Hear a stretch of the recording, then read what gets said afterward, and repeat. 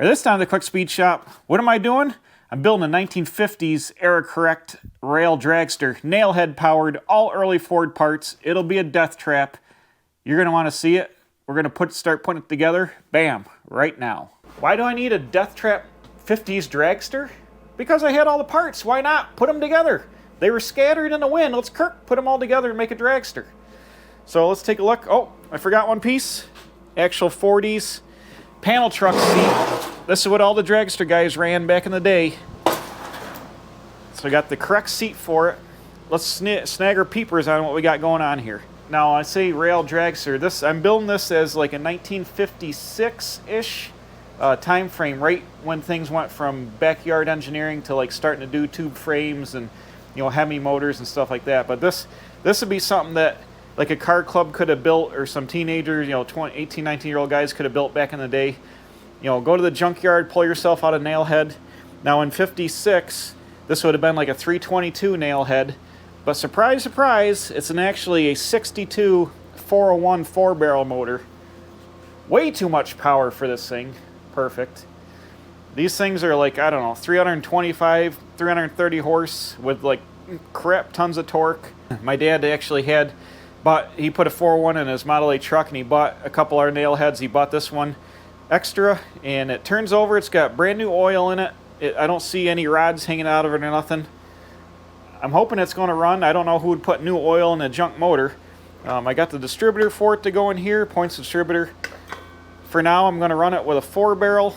Eventually, I'd like to get like a YN 6.2 manifold or something crazy for it. I don't know, but those are expensive. So we're going to put it together. It's going to have wide open weed burner headers down here, custom fabricated.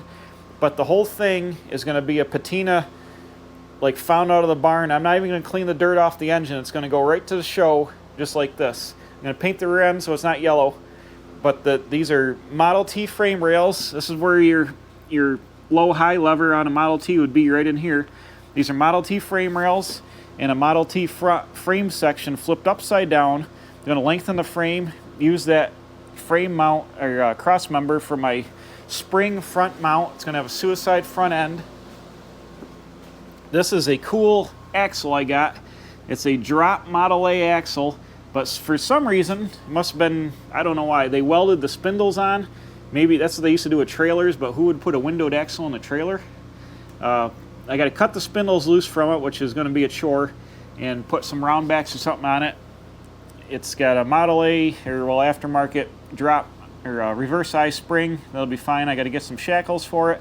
It's going to have a suicide perch right here. It's going to set up about right. It's sitting right pretty much at ride height right now. The engine's all cattywampus because it's on a dolly, but we're going to pluck that off in a second and kind of line that up. I'm doing something kind of trick here. These are 4 to wide 5 wheels, 36 to 39. And an let me step back. So these drums, 32 to 35 Ford with a 5 on 5.5 bolt pattern. They had like this windowed drum here. And 36, they went to this wide 5 wheel that bolts to this wide pattern all the way around the outside. Very, very early on in 1936, they had a drum that was similar to this. It was a lot thicker here, and it ran to the wide 5 wheels. They made them for like a month in like early 36 or late 35. Then they went to a solid drum after that. So I wanted to run those windowed early 36 drums. I actually have one out in my junkyard, but it's really, really rough, and to find another one or find a pair is pretty much impossible now, especially in short time frame I got. So what I'm going to do is take these early like 34, 35 drums, and I'm just going to drill them. They fit the wheels perfectly here. The wheels fit right in them, and I'm just going to drill them and bolt through the drum. There's no front brakes, so I'll be able to bolt right through the drum surface right here. Just put some wheel studs in it. Run my wide 5 wheels. These tires came on my 37 Ford when I got it at Hershey. They're white walls. They're from the 70s, but they look, they're bias plies, so they have the old look, and they are old. And you see this one was flat for a long time. It's got a big dry rot spot in it. These are the pieces I started with. These are actual retread white wall slicks from back in the day, Alex Tire Service in Rochester, New York. These are retread slicks. My friend Tom has a 32 Chevy Coupe, and these tires are on the back of it on, I believe, a 56 Chevy rear end. So they're 14-inch probably 56 Chevy wheels, but this rear end I'm using has been drilled for Chevy patterns, so they'll bolt right on here. I've got some crunchy old lug nuts to hold them on, but this is what I had the idea to start with. It was having these slicks. The seat is going to be behind the rear end, like a rail dragster. The panel truck seat, I just was sitting in here to mock it up. Oop. The rear end is a little bit newer. It's an 8-inch rear end that was in the 40 Mercury that I have. My friend Tom built, and it's been narrowed. Like I said, it's got Chevy bolt pattern now. And this is going to be the rear end I'm going to use. I'm going to cut this nonsense off, cut all these lower bracketry down, and it's going to bolt right to the frame. I'm going to paint it and weld a big piece of steel over this for safety, for one thing, so you don't have the thing blow up and cause you some internal leg trauma. But it's going to hide the 8-inch. You won't be able to tell it's an 8-inch, and I put the piece of steel over it. Originally, this would, if this is back in the day in '56, it probably would have had like an Oldsmobile rear end, or something heavy like that, or maybe a Dana 44 out of a 49 Ford or something like that. But for what we're doing, for just basically making a display rod that runs and drives, this is going to be fine. And I got it, and it's narrowed, and it's got the right bolt pattern. So, Kirk, that's what's going in there. The motor, like I said, 62 401. Going to disguise it as a 322 just by saying it's a 322. This is Dynaflow 2-speed. This is where the shifter goes. There's some nonsense over here I got to clean up. Hopefully it'll fit through between the rails. I think it will. This is like a kick down action here. That should just clear the rails. But this thing is going to be, it's going to be fun. It's going to be cool. It's going to be left patina. I'm going to patina it a little bit by, like I said, I'm going to leave it all grungy. I won't do nothing with the front end or paint the rear end. Probably brush some paint on the frame rails and wipe some of it off so a little rust sticks through. I want this to look like a dragster that was built back in the day, stashed away somewhere for 50 years and just dragged out of a barn. I think that's what I'm going for. Except for the rear end, it will have all vintage parts on it, and it should look the look once I put it together. What I want to do is make it look like I said, like a car club or like a couple of teenagers went to the junkyard, cut up a Model T or a couple Model Ts, built their whole drivetrain, went and put a junkyard Nailhead motor in it, and panel truck seat, and bolted the thing all together and made a dragster. With a 322 back in the day, something like this probably would have run, I don't know, 90, 100 miles an hour, maybe, if that, in a quarter mile, but it would be a handful. So this is going to be cool. It's short. It's about 111-inch wheelbase-ish. It's going to come out to whatever it is. It's not going to weigh anything. It's going to have way too much power, and it's going to be super cool. So let's get out the cherry picker. I'm going to pull the motor up, get this dolly out from under it so I can set the engine down more. The frame rails are pretty much where they're going to be. Just want to get this engine down. I would get some more clamps, but they're all tied up on my Dodge roof, holding the roof skin on while it's curing, so got limited clampage. But let's mock this up a little bit more. But like I said, this is like the first week of February. I got 6 weeks. I got to have it done by March 23rd so I can take it to Buffalo to the Buffalo Motorama. So if you're around, I'll be there with the Dragster March 24th through the 26th. This car will be there. You can go check it out.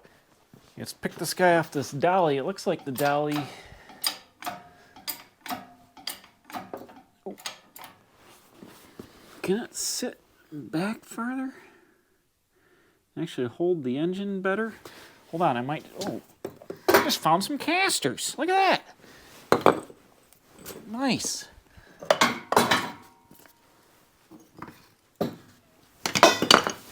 Wondering if this thing is stuck on here, but I'm wondering if I can just take this and slide it backwards and use it to mount the motor and then make some mounts. Whoa. Oh man, that is way heavy. Need some kind of ratchet strap action. Hold up, here we go. This thing is not your typical, this ain't a small block Chevy. This is serious business here.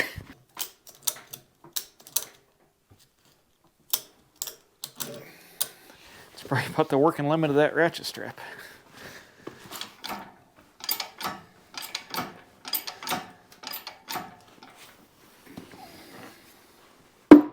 Let's even get the cart under it better. I think somebody was going to put this in a car and they didn't. Painted it up and just didn't do it. But let's see if we can nest it on the dolly on the pan rail. Yeah, there we go. I wedged her on in there, but at least now the engine will sit down kind of closer where it's got to be, not at that weird angle. All right, it's the next day. I got the dragster all blown apart. I actually went and got some parts at a swap meet. I got some Model A spring purchase. So it's got the early look. Got from my friend Dylan. I got a steering arm so I can make it cross or side steer there. A bummer, I determined my front spring here is 31. It's a 31-inch spring, which is too wide for this axle. I need a 29-inch spring, so I got to find a new front spring. So I got the frame laid out here. I've got the width spread in the back. I marked where the rear end's going to go, and I spread it to the width it needs to be to clear and mount on the brackets. I got that clamped. I'm going to weld a bar across the back of this here, and I've shortened up the front piece, get it ready to weld. Now this is just mainly for show, and for this thing's not an actual dragster, so this would be super dangerous if it was the real world, but it's going to run and drive and be fun. And this is something like somebody would have done back in the day. They would have overlaid it and bolted it and like welded it with a stick welder. I'm going to use my MIG, but you know, I get the idea. So I'm going to tie all this together, weld this up right fast, weld it up in the back, and then pretty much the frame will be where it's got to be. I'll have to make motor mounts and stuff eventually. The transmission mount I picked up at a swap meet, an old Jeep CJ5 front drive shaft, which I might narrow or shorten to use as the drive shaft in that. I'm not sure. It was cheap, so I grabbed it. Oh, I also found in my stash a vintage homemade tow bar made out of a wishbone, and I might mount that on the front. A lot of these dragsters, well, some were trailered and some might have been tow barred, so it might be cool to have a tow bar mount on the front of it. But I'm going to get the frame welded up first.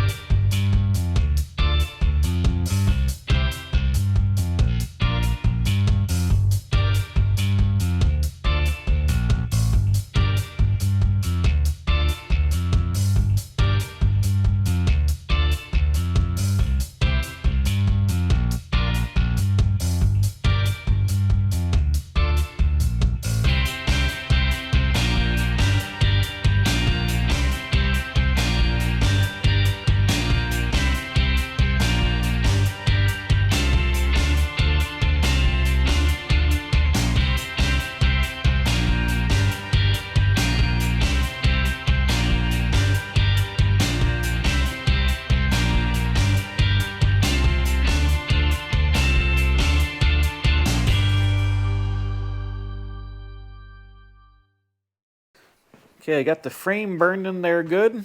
You can see the overlap. It's about, 16 inches. And it's burned in good all the way around here. Good enough for what we're doing. And I've been working on, well, that was cooling down. I worked on getting the rear end set up here. This rear end was in my 40 Mercury, and it had a 4-bar setup with coilovers. And these were the remnants of the 4-bar brackets and the coilover mounts. I cut them off. I specifically set the width of the frame to sit down on here. All I'm going to do to mount this rear end is I'm going to cut some of this over here. This 2-inch angle iron. It's going to sit right over the outside of the frame and be like, 8 inches long. And weld to the rear end, and then it'll bolt right to the frame. And then I'm going to use the upper 4-bar mounts. I've got the old 4-bar tubes. I'm going to cut them in half and make a mount right about where this hole is here, and mount the rear end here. That'll triangulate it, so the torque is going to want to spin up. It'll triangulate the rear end to the frame. But I want to show you this. Look at how cracked this was. This was in the 40 Mercury, and it had a really short 4-bar. And when my friend Tom built the car, he had a really steep driveway, and it would twist the rear end of the car when it went in the driveway every time. And if you know about a tube can't twist, so you need a 4-bar on a tube to pivot. But if the the 4-bar is real short and it wants to go up a really steep angle. It can't take that much twisting. And it was doing all the force of the tube. The suspension was overpowering the rear end and it had broken it all the way here. And it actually had happened before on the other side. You can see it's welded up over there. But this is why I took it out of the car. It was broke like this when I got it again, and it was, you could feel it moving around in the car, and you can see it was cracked all the way up there and around, all the way back up in here. So I got to re-weld that. But the rear end is setting pretty much in place. This is the seat I'm going to use. This is a 1940s panel truck seat. This is what a lot of the dragster guys used back in the day. They get them out of an old, panel truck from the 30s or 40s. I took the cushion springs out, and the pan is really big. I got to shorten the pan up to about here, so it'll clear the rear end. But you really sit down over the rear end. Let me see if I can show you right quick. Things get really up close and personal as you're sitting. The rear end is right in your lap, and that's why they don't run like rear seat front end dragsters pretty much anymore, because when the differential explodes, it blows your legs apart, hits your arteries, and you pretty much get tore up real bad and probably bleed to death before the ambulance can get to you. So that'd be really bad. But I'm going to weld a plate over this differential. Obviously, this isn't a real drag car that's going to be competing in quarter-mile action. It'll just be for fun. But I'm still going to weld a plate over the differential here and over the drive shaft just to keep spinning parts out of your legs, and to keep this thing, if it ever, for whatever reason, came apart, it would have a second layer of protection. But as you can see, the tires are right here. I'm straddling the rear end, and this is just like they did these things back in the day. Like these guys would put big Nailheads, big Oldsmobiles, big Pontiac motors, and then the Chrysler Hemis in stuff like this with the rear end, early Ford rear end, or a Dana rear end, or an Olds, like a 57, 58 Olds rear end, right like this, right under your legs, and they would, run 150 miles an hour in these things. Or probably not 150, but probably 150. I mean, the tires are right here, smoking the tires right here, right by your face. The engine's right here in your lap. But a little sketchy to say the least. But here's how it's going to be. I'm going to have a handbrake. A lot of these dragsters had a handbrake. I'll have an early Ford Master Cylinder with a handbrake to run the rear brakes here. And then I'll just have a throttle, and I'll have some way to put the transmission in drive and reverse here. Steering column. I have an early, I think like a 30-something Chevy steering column that I'll mount to the side of the steering box, I should say. I'll chop the shaft down, have a wheel about here, and then run a side steer and run a drag link all the way along the frame. Probably have to make 2 drag links with a piece in the center, because it's way too long to reach it. The tube would deflect. So probably 2 equal length tie rods running down the driver's side frame rail up to the front axle. But you'd steer it here. I might even have to make like a little cut down wheel that just turns, you're not road racing, you just need to go like this in the track.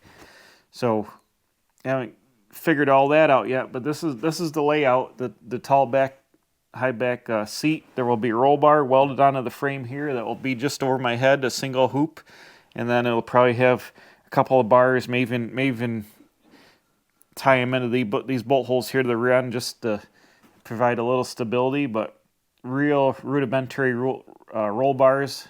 A lot of times they made them out of black iron pipe back in the day, and the early dragsters, like in the mid-50s, usually had the roll bar in front of the driver, like here, like where the axle is, and the driver would actually sit exposed behind the roll bar. The roll bar is here, and then you saw them start to go back behind the driver later on. But these things were one step above a Deathtrap when they were running them back in the day. So you can see it's starting to lay out. I think the next thing, like I said, my spring is wrong. I'm going to have to buy a new spring. And I'm going to get some tie rod ends so I can split the wishbone. I'm going to get the new spring and mount the whole front suspension up with a suicide mount. Get that mocked up. As soon as I get the rear end bolted in and the front axle bolted on, where the thing can sit on the wheels, then I can bring the engine over and set the engine in it. We'll make the engine transmission mounts, lock that up. I've got to build a short drive shaft, like I said, but we'll get all the major pieces put together and then just kind of figure it out from there.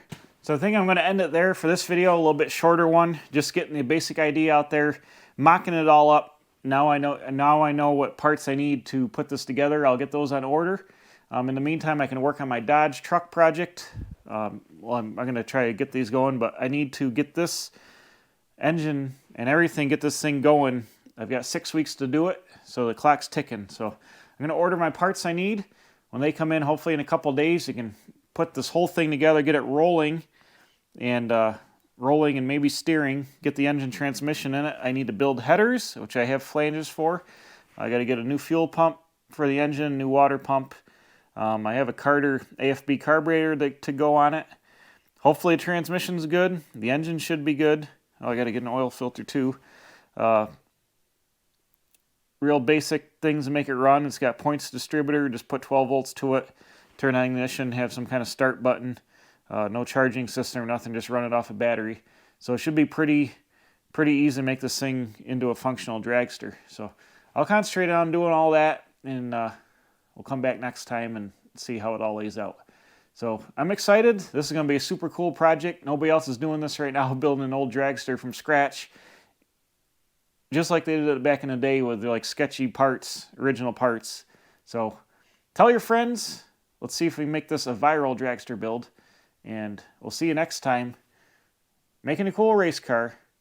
Bam, here at the Quick Speed Shop. Don't forget to like it down here. Hit the like button. We'll see you again next time. I'm a professional. Don't try this at home.